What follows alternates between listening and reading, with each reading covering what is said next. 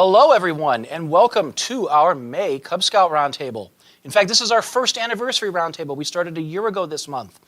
I am Vinnie Close, Assistant Council Commissioner for Roundtable Program and Support here in Great Trail Council, and we're happy that you joined us tonight. We have a lot of information to share with you over the next hour, so let's start like we always do with the Pledge of Allegiance, the Scout Oath, and Scout Law. Those in uniform, please salute.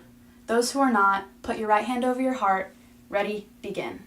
I pledge allegiance to the flag of the United States of America and to the republic for which it stands, one nation, under God, indivisible, with liberty and justice for all.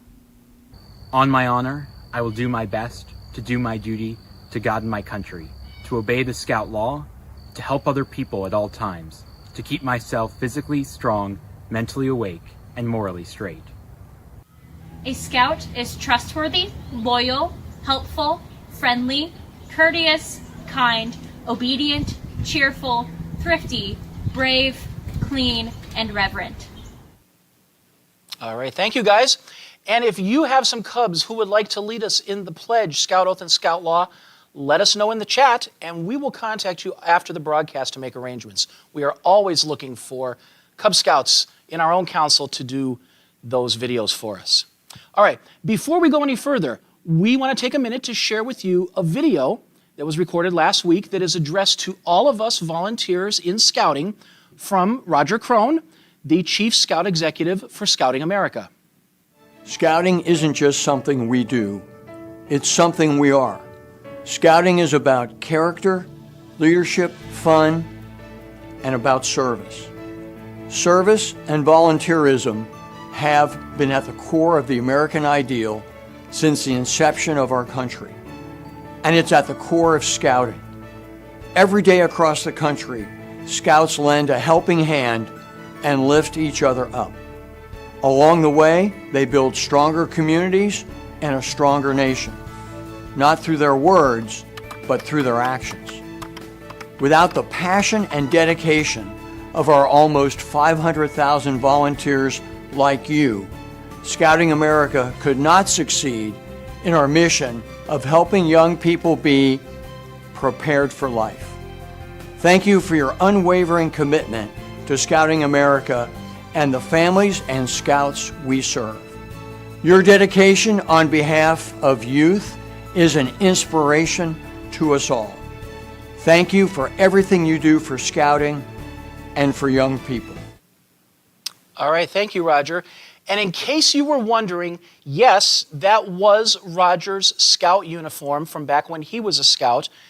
Amazingly, he still fits into it. I have no idea how that's possible. I certainly can't fit into my old Scout uniform. But that is his uniform back from when he was a Scout down in Southern Ohio. All right, we want to welcome those of you who have joined us online. We're happy that you've joined us. Now, to help us track attendance, share your pack number and city in the live chat. And if you have any questions during this broadcast, let us know, and we'll either get them answered live on air or we'll respond in the chat. All right, it's time for our safety moment, and for this month, with Memorial Day coming up in a few weeks, we want to cover parade safety, as many of us will be participating in Memorial Day parades and other activities around the holiday. We've got a slide that we're going to put up on screen.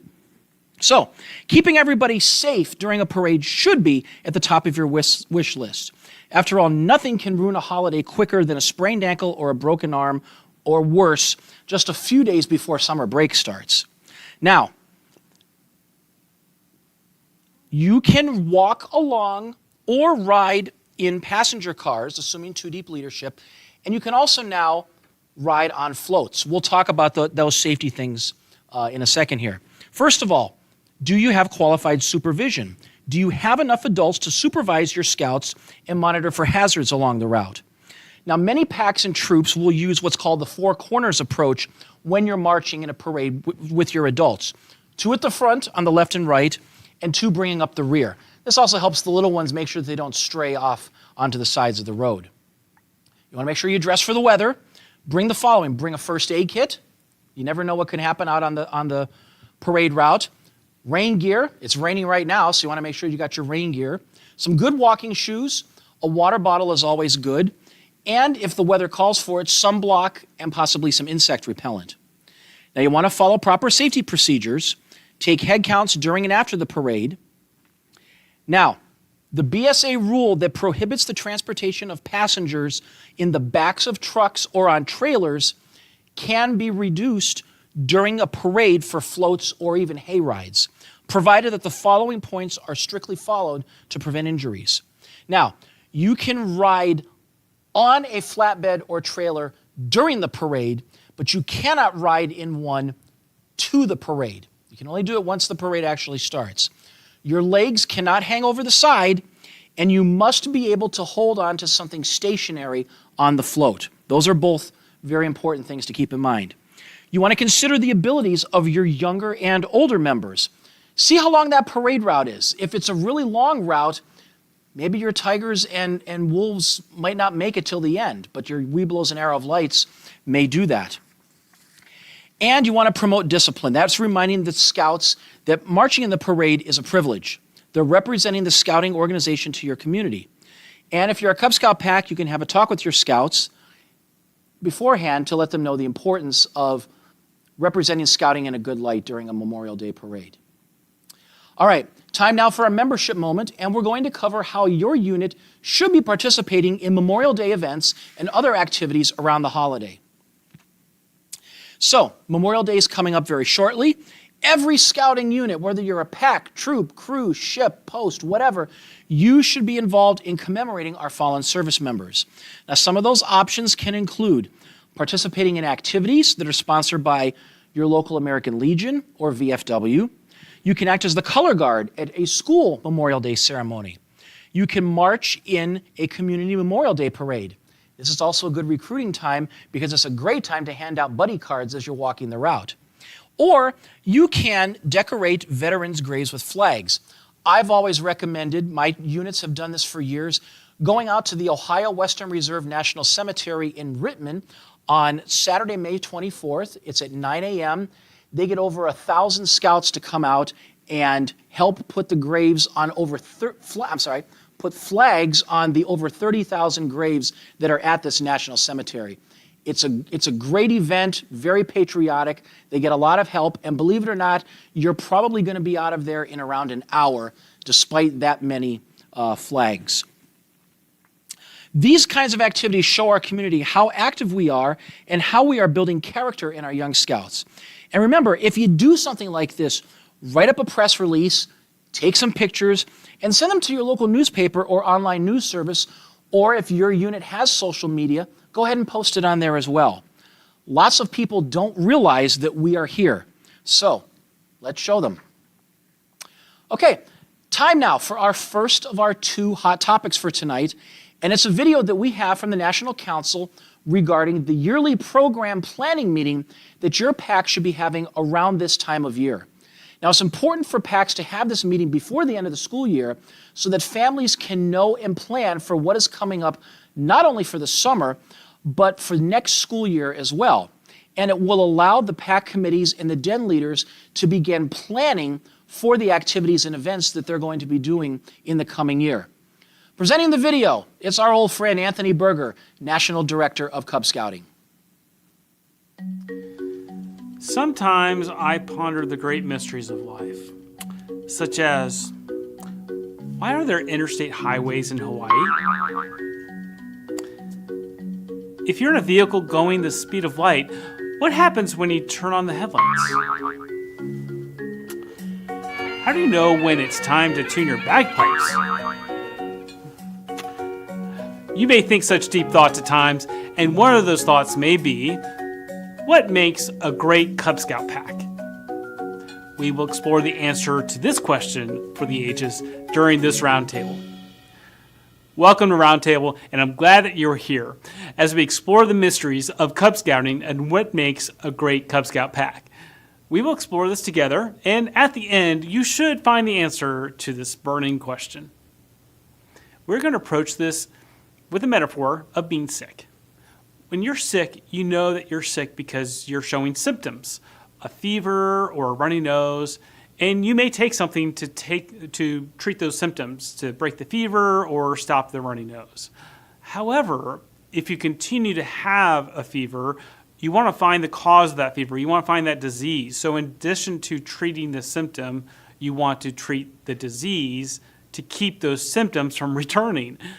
So in Cub Scouting, what's the most common disease, not symptoms, but disease that we find with Cub Scout packs that are struggling? We know that not conducting an annual program planning conference is that disease. Okay, don't let the word conference intimidate you. How about an annual program planning party? The name is not as important as the purpose and the results. Just like eating right, staying hydrated, and exercising can prevent health issues, conducting an annual program planning is the best thing you can do to get your pack healthy and keep it healthy. Our prescription for every pack is to conduct an annual program planning conference. Now, during this roundtable, we're not going to go through the details of how to conduct one. Instead, we will share some proven techniques. To learn how to conduct an annual program planning conference, simply go to my.scouting and the BSA Learn Center, complete the Cub Scout training module, Annual Program Planning for Cub Scouting. Now, that's found in the Pack Committee Chair training track of Earning Your Training Strip. This 18-minute module will walk you through the details of how to conduct this conference with your pack.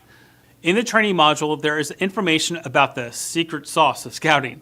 Now, this is a research-driven project that discovered the 3 key ingredients to the secret sauce that's found in scouting programs that have high retention and participation among their families. Now, the first step is that the pack committee chair and the Cub Master should meet to discuss the annual program planning and make some decisions. In addition to setting the date and time and location of the event, there needs to be a decision on what kind of planning event do you want. Do you want this to be a conference with adults only? Do you want it to be an event for adults and Cub Scouts? Or an event where all family members are invited? For example, as Cub Master, I met with our pack committee chair and we decided to make our conference family friendly.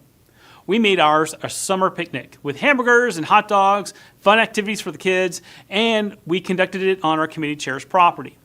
Now, all families were invited and expected to attend. We kept it fun and casual atmosphere. Now, this helped us build a community. I want to point out that the element that made our planning conference a success was that it was something that we knew our families would enjoy, and it was something that they could look forward to. From past events, we learned that our families liked special events on a Saturday, and that when we provided food, people showed up. If you choose to have an adult-only conference, will that exclude some members of your pack who are single parents? Is there something you can do to arrange to ensure that they too can participate? Making those type of arrangements creates a very welcoming atmosphere. Now, here's a tip from the experts. At your planning conference, have an open dialogue about defining success for your pack. Now, think of it this way. Next year, at the next planning conference, how will you know that you were successful? When you see smiling faces and hear laughter and see Cub Scouts having fun, that certainly is a great way to measure success. So here's the tip from the experts on that. Keep in mind that it isn't the plan that's going to make you successful, but the commitment to the plan. And the way to get a commitment to a plan is that you need to get ownership by those who are going to be part of making the plan happen. Annual program planning provides not only an opportunity to set dates for meetings and activities, more importantly, it provides an opportunity for your pack to define its own success and to create a sense of community. Another item to address is the pack calendar. This certainly is the objective of the conference, to have a calendar of meeting dates and of events and times and locations for the coming program year. But in this training module, it states the Cub Master Committee Chair should have a draft calendar to present. This is actually a lot easier than it sounds. Instead of starting with a blank calendar, just simply take the dates of all the pack meetings and events from last year's calendar, pencil them into next year's calendar. At the conference, you can go month by month and ask, what needs to be changed? This will help keep the meeting moving, and several months will not require much discussion or any changes at all.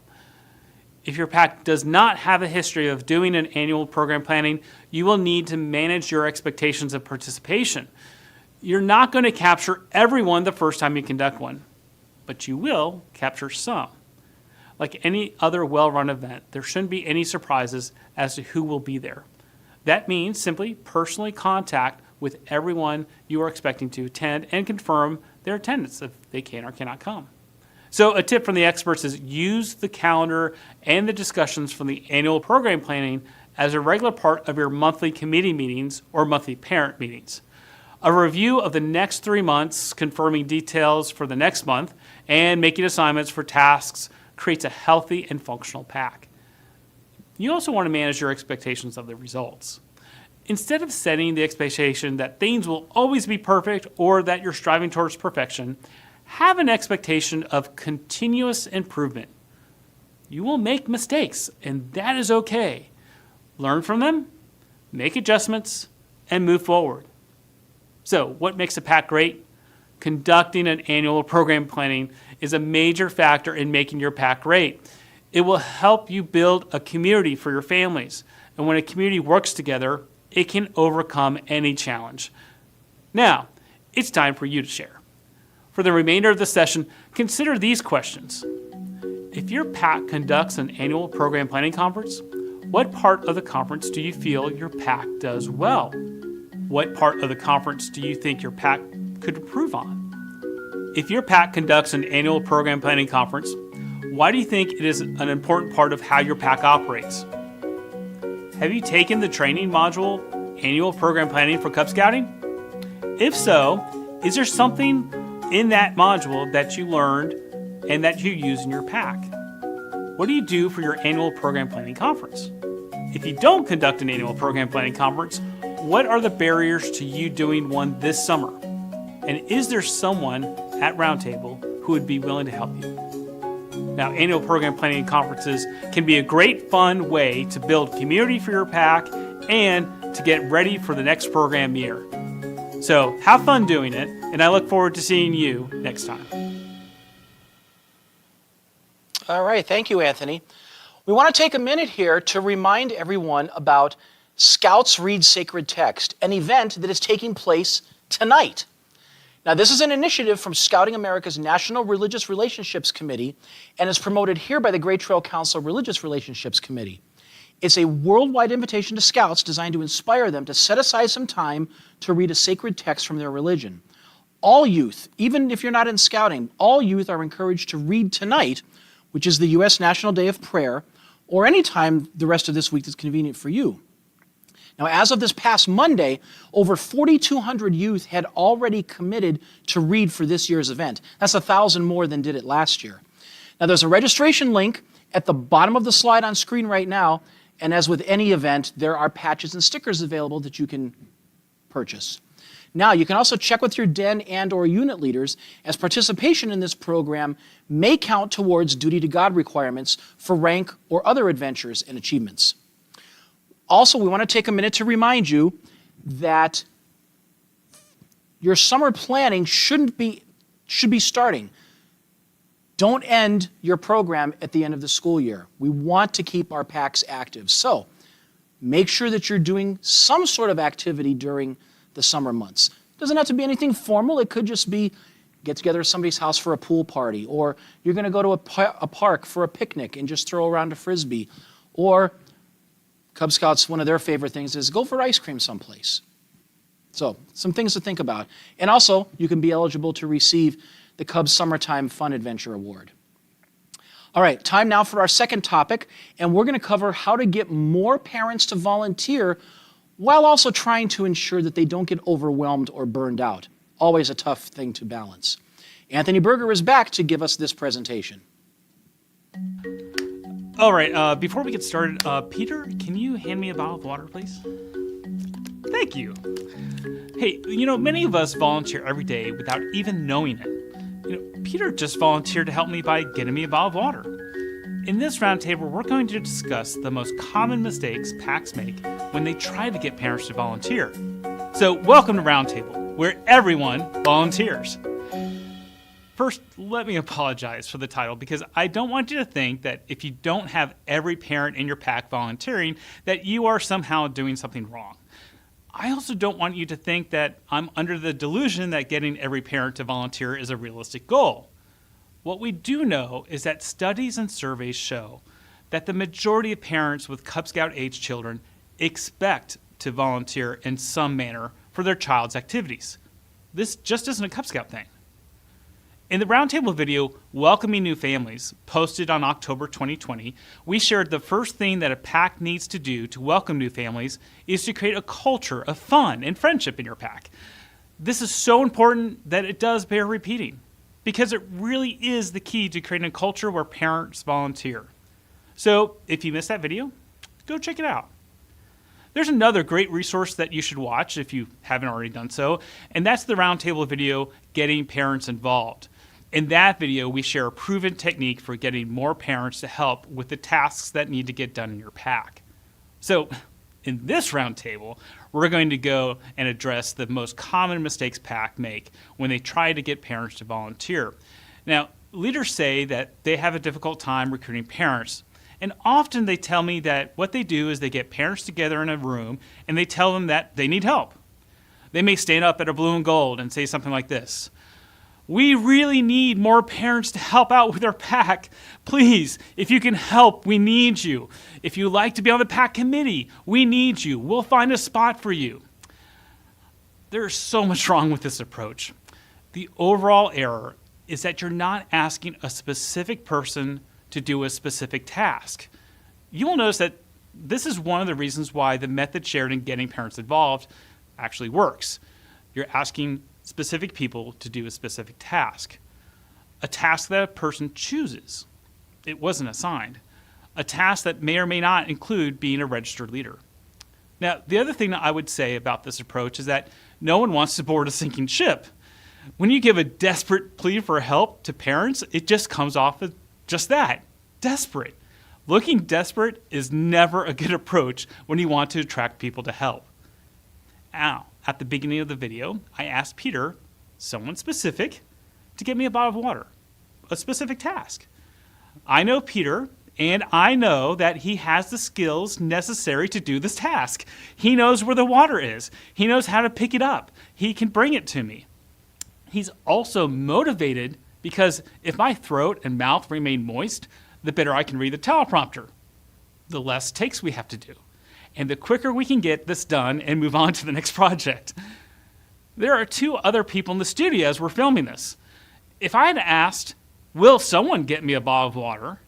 the first thing that would have happened is 3 people would have looked at each other, wondering, who's he talking to? Then, what if one of them didn't know where the water was? They would be thinking, well, he's not talking to me. During this moment of silence and confusion, I would start thinking, well, no one wants to help me. Now, think about what happens if you have 10 people in a room and you ask, "We need more parents to help out." Now, this is what people are actually thinking when you say that. Who are they talking to? Are they talking to me? I don't even know how this Cub Scout program works, so they certainly can't be talking to me. This must not be very important if they're just asking anyone to do it. Hey, I got 15 minutes before I have to leave and pick up my other kids. This is completely unorganized. I am not sure I want to be part of this. All right, so now that you know what happens when you ask a group of people all at once with a generic plea for help, we hope you will avoid it. We recommend using the proven techniques described in the Roundtable video titled Getting Parents Involved. This is especially effective if you have a lot of positions or tasks that need to be done or filled all at once. Now, when you have a key leadership position to fill, like a den leader, cub master, or pack committee chair, you really should use the Recruiting Volunteer Leaders brochure found on scouting.org. This tool will walk you through an effective method for identifying and recruiting these key positions. Now, this tool focuses on the concept of first identifying skill sets needed for the position and then identifying those who have those skill sets. The biggest mistake people make in this area is thinking that tenure or prior scouting experience is required for every leadership position, and that simply just isn't true. Now, you want to have regularly scheduled meetings with your parents. Now, I often share how we built a pack by having monthly parent meetings. Now, this really was our pack committee, but we didn't want anyone to think that we didn't want their help. So when you say you are having a PAC committee meeting, only people who are registered leaders and know that they are on the PAC committee attend. When you call it a parent meeting, the name of the meeting itself indicates you expect all parents to attend. This simple tip is another way to create a welcoming environment. Our standard PAC schedule was to have DEN meetings the first 2 weeks of the month, PAC meetings on the 3rd week, and the parents meeting the 4th week. We decided to have all our meetings on Tuesdays. So in our community, Tuesday night was Cub Scout night. Now, I'm not suggesting that your PAC needs to have the same cadence. I share this to demonstrate that we put some thought into what would work best for our parents. We felt it was important to just have one night a week, and we thought it would be important to keep that night the same each week. Now, we didn't always get every parent to attend, but we always had enough parents who were willing to help with tasks that needed to get done. Regularly scheduled meetings for parents is also an opportunity to do something very important, and that is to build a PAC community. We talked about this in an episode of Cub Chat Live, and you can watch that episode and all the past episodes on the Scouting Magazine Facebook page. The parent meeting doesn't need to be boring either, and it doesn't need to be in the same place that you hold your PAC meetings. Perhaps it's held at a coffee shop, or maybe there's a family in your PAC that would be willing to host the meeting in their house. The point is to think of it this way. The more attractive you make the meeting to the parents you serve, the more likely they will attend. And remember, refreshments are always a good way to attract people. Now, I saved the most common mistake for last, and that is simply not asking. Yes, I know that seems odd. What is even more odd is that leaders who say they ask all the time will still have parents say, "I was never asked." This isn't an indication of not asking, it is how you are asking. Remember, ask a specific person to do a specific task. This may provide a number of choices from which the person selects a task. Don't make desperate pleas for help. Watch the Roundtable videos titled Welcoming New Families and Getting Parents Involved, and have regularly scheduled meetings that parents want to come to. Now, for the best part, it's time for you to share with others. Consider these questions. What tip in this video did you find the most helpful or insightful? What do you do that works best for your PAC to get parents to volunteer? What changes are you planning to make based on what you learned from this roundtable? Have you seen the Roundtable videos welcoming new families and getting parents involved? If so, did you make any changes to your PAC based on what you learned from those roundtables? That's it for this roundtable. I look forward to seeing you at the next roundtable. All right. Thank you, Anthony. All right. Up next, we want to share with you the calendar of upcoming events to make sure you have them on your PAC or DEN calendar to save the date. First up, we are still in need of Rangemasters for Cub Rangemaster training. The next session is going to be on May 31st from 9 to 5 at Camp Stambaugh. And then the Range and Target Activities events, these are going to be going on all throughout the remainder of the year. They've already started last weekend, and they will be going through October 11th.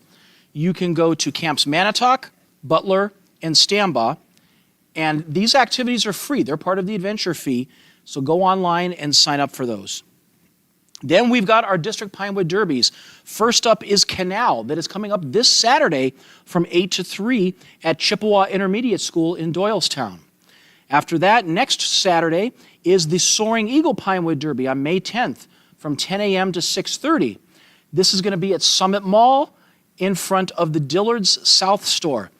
Now, don't let those times scare you. There's going to be staggered start times based on the ranks. You don't have to be there for that entire time period. After that, on May 17th, is the Crooked River Pinewood Derby.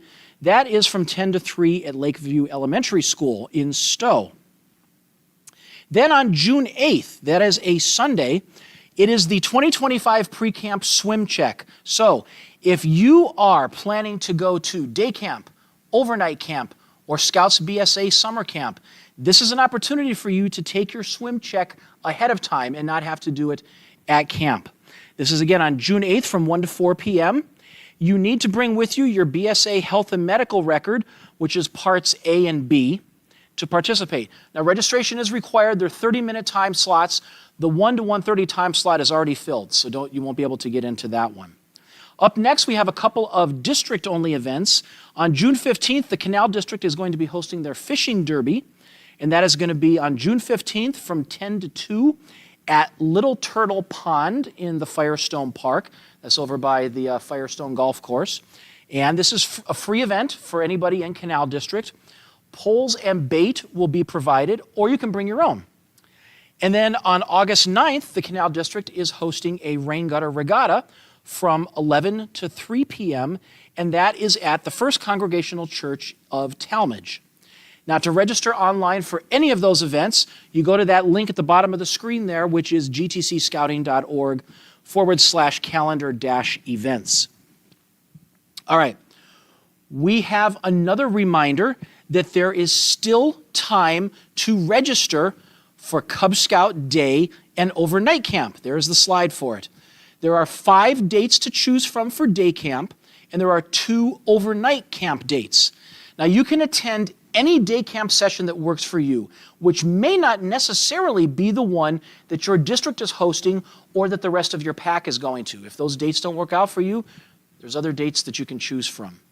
And remember that for overnight camp, the registration is done at the pack level. Now, there are still slots available for all of the overnight camp registrations because you'll be sharing campsites with other packs.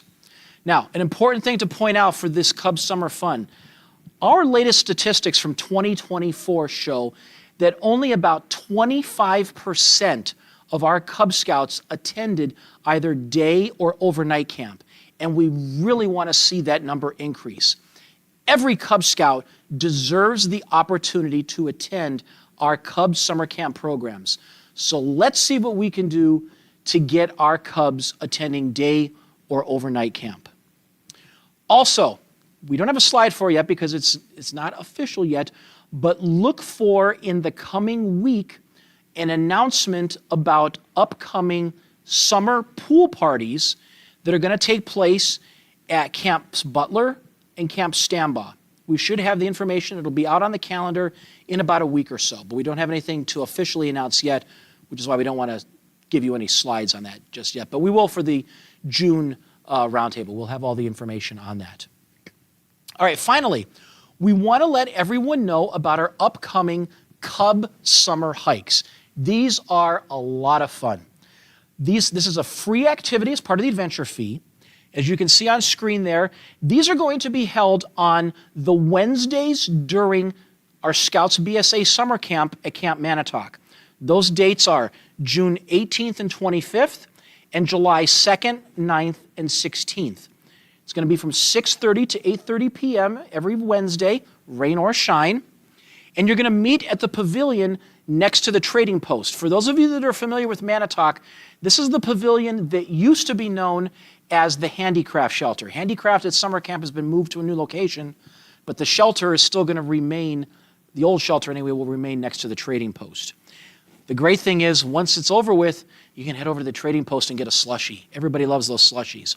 Now, the hikes are age-based, so it's going to be a shorter, less strenuous hike if you're a tiger or a wolf, and it'll be a little longer, maybe a few more hills if you're, say, a Webelos or Arrow of Light. As we mentioned before, this is free as part of the adventure fee, and we really like to have you come out because it is a lot of fun, and you'll also get to see our scouts from the troops that are having a ball out at summer camp. And as you can see, you need to bring medical forms parts A and B with you, just in case something happens and we need to look at your medical history. You can register right now, as you see there at the bottom of the screen, at scoutingevent.com. Well, that's going to do it for us tonight. I want to thank everyone that has been watching, and thank you to those that are helping behind the scenes. Our next roundtable will be right back here on YouTube Live on Thursday, June 5th. I'm going to check real quick with Sherry Buck. Do we have any questions from the chat? No, we do not. Okay. Well, again, thank you all for watching.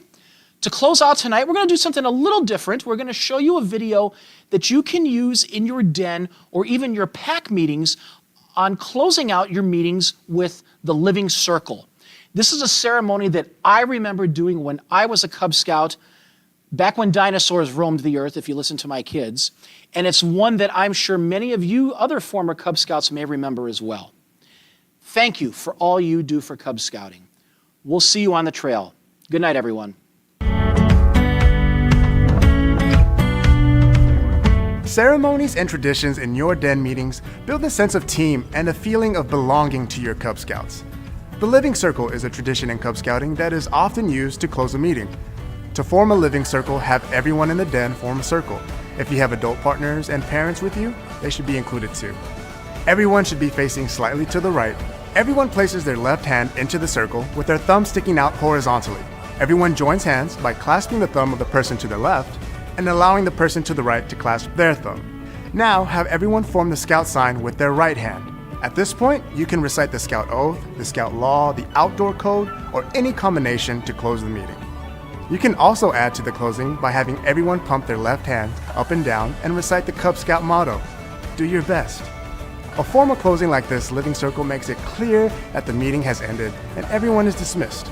It brings everyone together as a final reminder of their willingness to live by the Scout Oath and Scout Law.